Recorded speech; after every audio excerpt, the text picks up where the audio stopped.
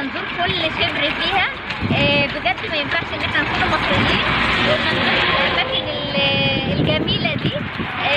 النهارده هاخدكم في جوله جميله جدا جدا في الاهرامات. تعالوا شوفوا جمال الاهرامات وتعالوا شوفوا جمال الاماكن الاثريه اللي موجوده في مصر.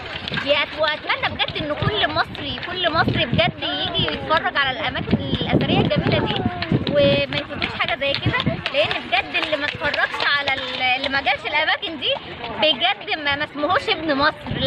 لما كل اجنبي وكل سائح بيجي من كل بلاد العالم علشان يزور الاماكن دي ويشوفها ويتصور جنبها، احنا بقى فين المصريين؟ لازم ننزل ولازم نشوف بلدنا وحضاره بلدنا ولازم نشوف الاماكن الجميله اللي في بلدنا. والنهارده واخدكم في جوله حلوه قوي، اتمنى ان هي تعجبكم.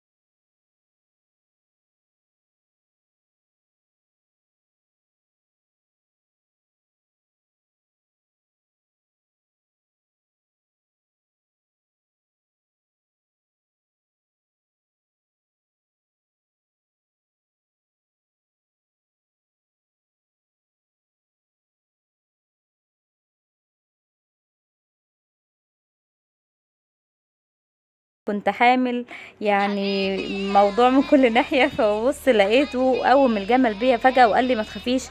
انا عايزة اقول لكم انا لو نزلت لكم الصوت الاصلي مش هتشبعوا ضحك من الكلام اللي كنت بقوله. انا كنت بصوت حرفيا، وكنت بشاهد، وكنت خايفة ان انا اقع من على الجمل فعلا.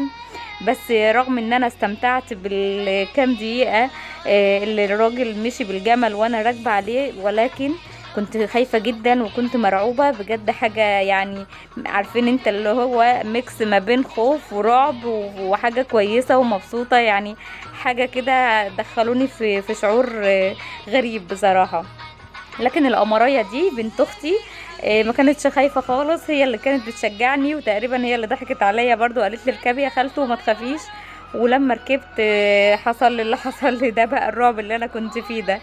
لكن هي ما خافتش خالص، وفضلت ماشية بالجمل لحد ما وصلت عند باباها ومامتها، وكانت مبسوطة جدا. وبجد انا بشكرهم على الفسحة الجميلة دي، يمكن بسببهم انا طلعت الفسحة دي وشفت الاماكن الجميلة دي. اخيرا لقينا ابو الهول. احنا مشينا ماشي كتير قوي عشان نوصله. هو كده الصوره جايه من الظهر. تعالوا بقى نمشي مع بعض شويه كده ونصوره لكم من قدام.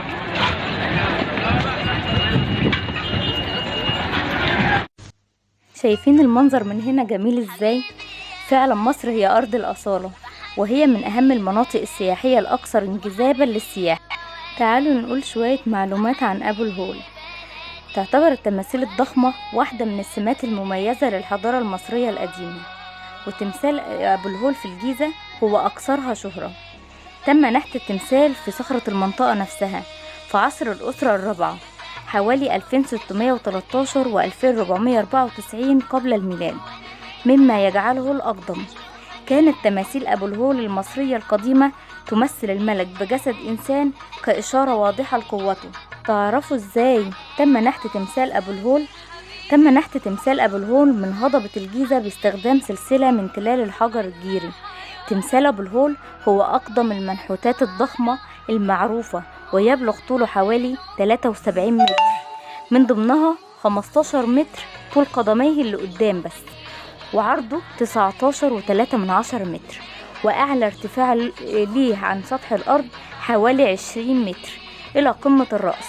يعتقد أن المصريين القدماء بنوه في عهد الملك خفرع 2558 و 2532 قبل الميلاد، باني الهرم الأوسط في الجيزة.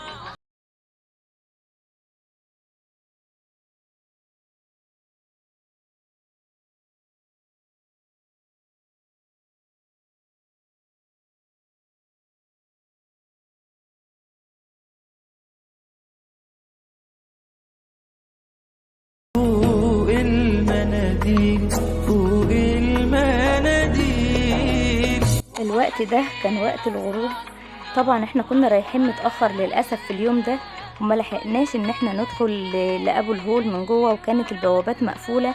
وفي التوقيت اللي وصلنا بيه لتمثال أبو الهول كانوا خلاص بيطلعوا حتى السياح من جوه من عند التمثال، فللأسف الشديد معرفناش ندخل جوه ولا نشوف المنظر من جوه. فشاهدنا المكان كله من بره.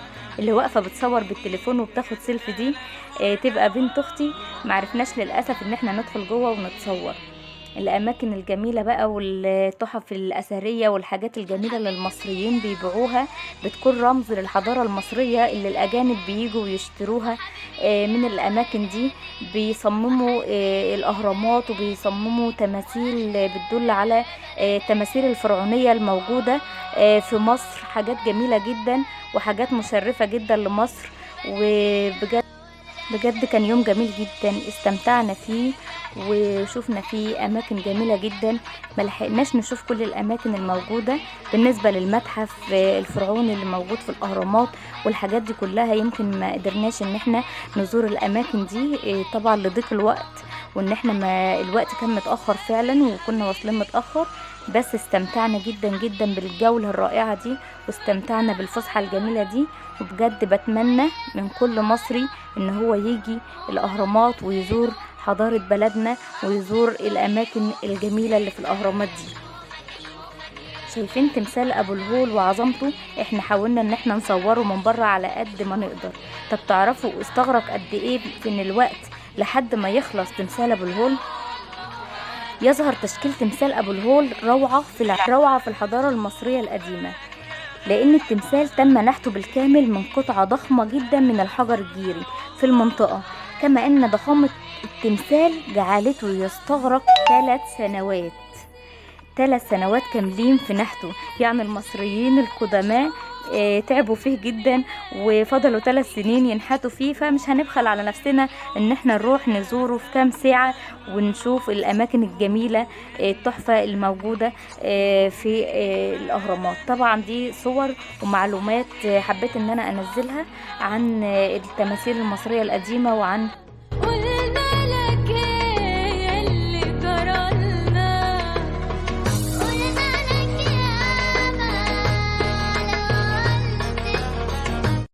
اتمنى النهارده تكون جولتنا عجبتكم، وبجد بجد كان يوم جميل جدا. انبسطنا فيه قوي، وانا اول مره بصراحه ازور الاهرامات، واختي حتى جت من شرم الشيخ علشان خاطر تزورها النهارده معانا، وبجد كان يوم جميل قوي. اتمنى كلكم ان انتوا تزوروا الاهرامات وتشوفوا ايه هي الحاجات الجميله اللي موجوده في مصر اللي المصريين فعلا مش عارفين قيمتها. اتمنى ان احنا كلنا نعرف قيمتها فعلا. مش هنبقى السياحه بتجيلنا من كل مكان واحنا هنا ما بنشوفش الحاجات الجميله دي. وبجد اتمنى تكون الجوله عجبتكم النهارده، والسلام عليكم ورحمه الله وبركاته.